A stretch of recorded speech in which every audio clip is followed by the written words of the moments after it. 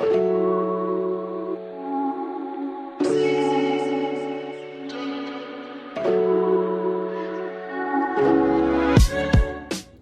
to another edition of the Great Card Quest. That'll wake everybody up there. We are going to explore the 1971 Topps Baseball Black Beauty set. I'm collecting it for those of you that may not have watched, for the new viewers, I am collecting the PSA 7 and above, the full set, and the master set, hopefully.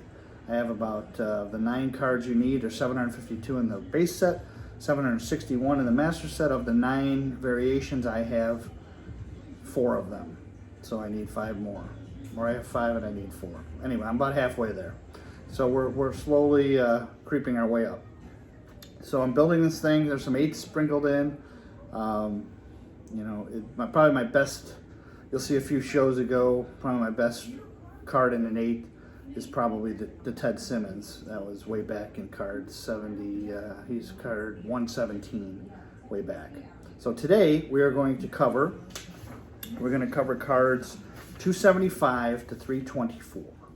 Right, there's some neat cards in here. And some of them I have, most of them I have. There's a few that I don't have yet, but I have an entire raw set that I built. So I will have a picture of the card itself, but they're not always going to be PSA 7, but 95% of them are 90%. So we begin. And as I always start every show, I begin with the overall numbers. So you know, kind of relative when I give numbers of the cards that are graded, you'll know. There's 299,286 total cards graded for the 1971 set. So there's 107,000 and change 7s, 120,000 and change 8s, 9,397 in 9s, and in 10 there's only 242. So that's not a lot. It's point whatever percent of them are 10. So the 10s are hard to go by. And if I get a 10, I'll kind of tell you the value of it, if there is a 10 for this particular card. I don't have any 10s. I wish I did. So, and just so you know, you may recognize this background. I am back here in Highland, Indiana. My good friend Doug has been nice enough to let me use his man cave to do it. So we're very excited about that. And he also has given me some great producing tips over the time here. So, so let us begin. Oh, and by the way, he also gave me this cool hat, 312 with the White Sox logo. I try to vary my Chicago hat, so I'll throw a Blackhawk hat in there every now and then too, just to spread it out, even though it's not baseball. So let's begin. So the first one is card number 275. Now this one I do not have in yet, but I'm trying to get it. This is VII Pinson, card 275. VII was a heck of a player. There's 107 7s, 101 8s, 11 9s, and 0 10s. So there's not a lot of VII out there. He's a tough get, and he's not cheap. So I'm working on getting him.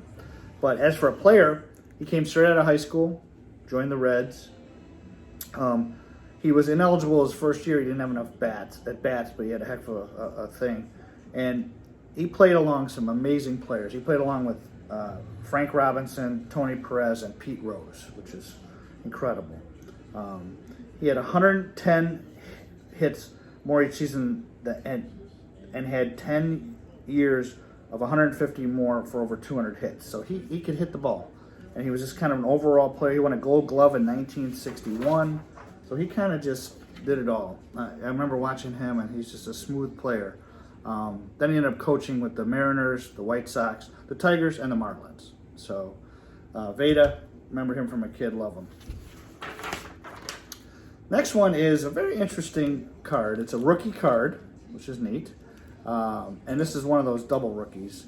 It's card 276. It is Mike Davison, who's not well known, but also George Foster. Played with the Big Red Machine. He was a hitting monster. Used to crush it. He actually played Little League with Dave Kingman, who used to be on the Cubs. I'm from Chicago here, so a little fact there. He roomed with Ken Griffey Sr., so that was kind of cool. And his big year, everybody remembers probably was 1976. He had 52 home runs, had 149 RBIs, and did not win the MVP. That's possible, I don't know. But he was not happy with that. And numbers-wise, there's a lot of them. So believe it or not, he's expensive, but not too tough to get. There's 314 sevens, 281 eights, 17 nines, and 0 tens. That's Mr. Foster. He did well. He was part of the Big Red Machine. He used to in the 70s, 75, 76. He crushed it. The next one is an interesting player, and I love the name, but he actually was a good player. Card number 278, Jerry Grody. Played for the Mets. He was a catcher. One of the best defensive catchers going. That's kind of where he made his name. He served as Ken Johnson's catcher when he was the first Major League pitcher in history to lose a complete game no-hitter in 9 innings. So it's infamous, but nonetheless, that is his claim to fame. And there's not a lot of them. There's 98 sevens, 91 eights, 7 nines, and no tens. So Jerry's not too. And what people don't realize is he was also a member of the 1969 Mets that came back and overtook the Cubs, which luckily I was young enough and didn't know to be scarred for life like my relatives are. The big Cub collapse in '69. That's all I heard about growing up as a kid. They blew it. They were up by whatever a million games, and Jerry Grody's responsible for that. So thanks, Jerry, for making my childhood with the Cubs scarred. Appreciate that. But Jerry Grody, the neat thing about it is you'll find that the more popular cards actually have a higher population, because not a lot of people are going to try and send in a Jerry Grody, because the cost of having a card graded is sometimes not even close to the card. Whereas if you send in a Pete Rose, or you send in a Bench, or you send in a Harmon Killebrew or something, you're going to get you a little more bang for the buck. So if you see these numbers, I point that out from time to time because people don't realize that some of the more popular cards actually have more graded cards than the non-popular cards. So it's kind of illogical, but that's the reason, in my opinion. Next one, near and dear to my heart. Anytime we get a Cub or a White Sox, I'm excited. It's Mr. Fergie Jenkins. Card number 280. There's 227s. There's 162 eights, 8 nines, and 0 tens. Fergie was the first Cubs pitcher and first Canadian to win the Cy Young. So there you go. Didn't know that. 1967, he began a stretch of 6 straight 20-win seasons. So pretty good for him. He was a machine. He was a workhorse. He's one of 3 pitchers to record 3,000 strikeouts while allowing fewer than 1,000 walks in a career. So that's pretty amazing stuff. He was elected to the Baseball Hall of Fame in 1991. All right. So just so you guys know, if you're here in the background, Doug and crew are watching sports on TV while I do this show. So it's pretty cool. Next one. This was he's a decent player, but love the name. Everybody from the Athletics, third baseman. Card number 285, Sal Bando. Later on in the show, we'll do Bert Campaneris. He's another one that I loved. I loved hearing the Saturday. You'd always hear Bert Campaneris. But Sal Bando is another name that's just awesome. He was with the A's. He did very well. He was a third baseman. They won 5 consecutive American League West Division titles, 3 straight World Series championships. He was on the infamous A's team, 72-74. Crushed it. I mean, they had Bill North, Joe Rudy. Well, we'll cover those cards as we go forward. But they were pretty amazing. He was a 4-time All-Star, so he had some merit. But just love the name, Sal Bando. Who doesn't love that? All right. Next one I do not have.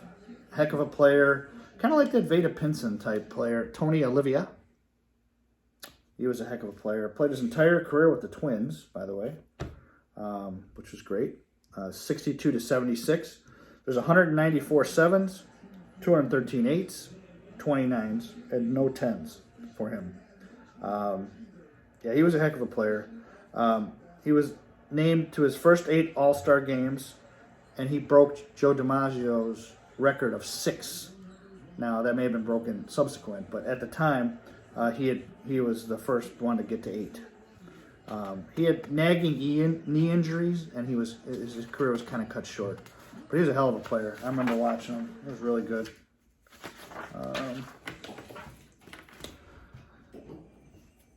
Next, you might know this name, Bobby Bonds. You might know his son, Barry Bonds. This is card number 295. And he is, there's 199 sevens, 178 eights, 17 nines, and no 10s. Bobby had a great career. I mean, his son obviously, eclipsed him with all the home runs and everything, but, Mr. Bobby was no slouch. He was only the second player in Major League history to hit a grand slam in his first Major League at bat. That's pretty cool. And he was a 3-time Gold Glove winner, 3-time All-Star. And he set a Major League record in '78. He had 30 home runs and 30 stolen bases in 5 seasons. And ironically, the only person that matched that record was his son, Barry. So you had the father and son combination for that. And additionally, he and his son, they're the only pair of father-son that had 300 home runs and 400 stolen bases and owned the record for the most home runs by a father-son combination, obviously, since Barry crushed it. So, little extra for you there. Here is a major star. Card number 300, Brooks Robinson. Obviously, arguably the best defensive third baseman ever in the history of the game. Depends who you talk to. And remember, they put the stars on even numbers. So Brooks is 300, Rose is 100. There's 347 sevens of Brooks. So there's a lot of those out there, and I'm lucky to have one. 8 195s, 12 nines. 195 8s, 12 nines, and 0 10s. And there's not much more to say about Brooks. He was the best on the corner. He had Mark Bellinger as a shortstop for a lot of his years. So that left side of that Orioles infield was unbelievable. He led the with chances. I mean, it's crazy. He had 2,670 career putouts, 6,205 career assists, and 8,902 chances for assists, and he had 618 double plays at the time of his retirement. He was elected to the Hall of Fame in 1983.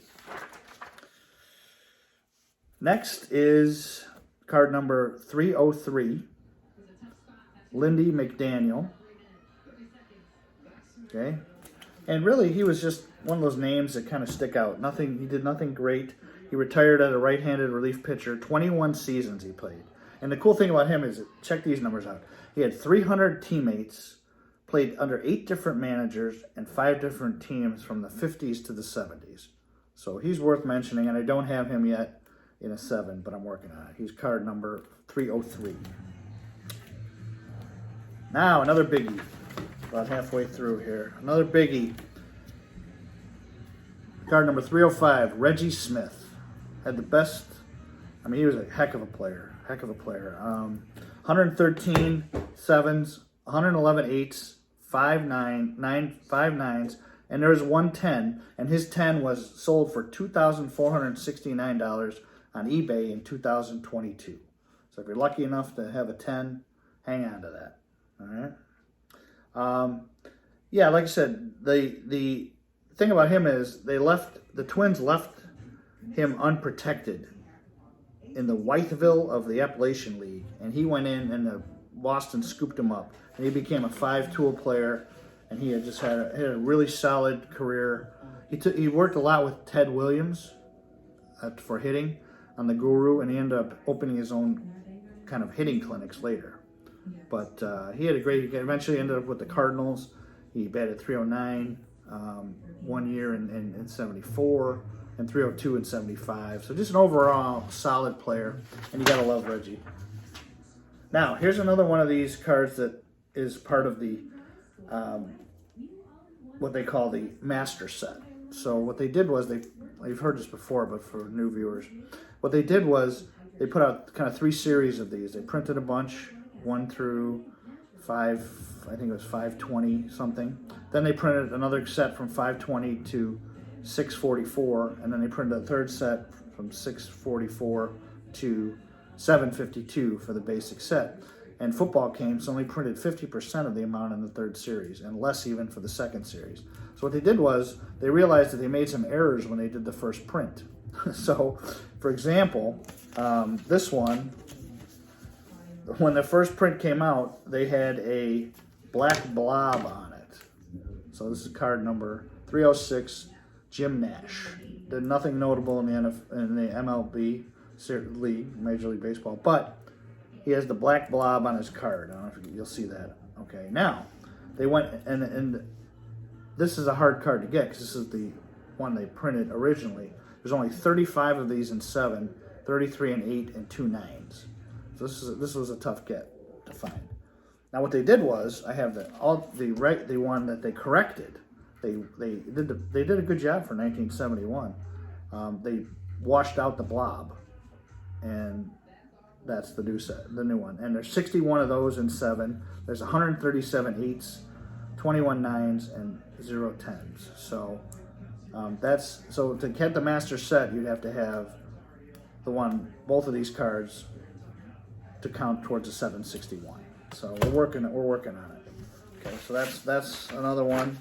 And as we go through, you'll see there's one more. There's a couple more sets of these as we go through the set. All right, almost there. 3 or 4 left. So the next one is, once again, not a spectacular player, but just love the name, Tommy Agee. Used to watch him as a kid. Love the name. Absolutely cool. With the Mets, he was an outfielder. There's 121 of the 7s, 163 8s, 24 9s, and no 10s. He was a center field for the Cleveland Indians, Chicago White Sox, Mets. He was kind of toured the league. But he was a strong defensive guy and occasionally could hit the home run. So, but I just love the name, Tommy Agee. I remember him as a kid, when we were in Little League, we're trying to play, and be players, and Tommy Agee was one of my guys. And his knee injuries began to hamper him, so he kind of had a shorter career. All right, next one will be brief, is Harry Walker. He was a manager, pretty famous manager for the Astros, if you remember back then. This is card number 312. Tommy Agee was 310. There's 88 7s, 137 8s, 29s, and 110, believe it or not. And his 10 sold for $100,740 in 2019 on Heritage Auctions. So the 10s seem to go in that 2,000 range. But Mr.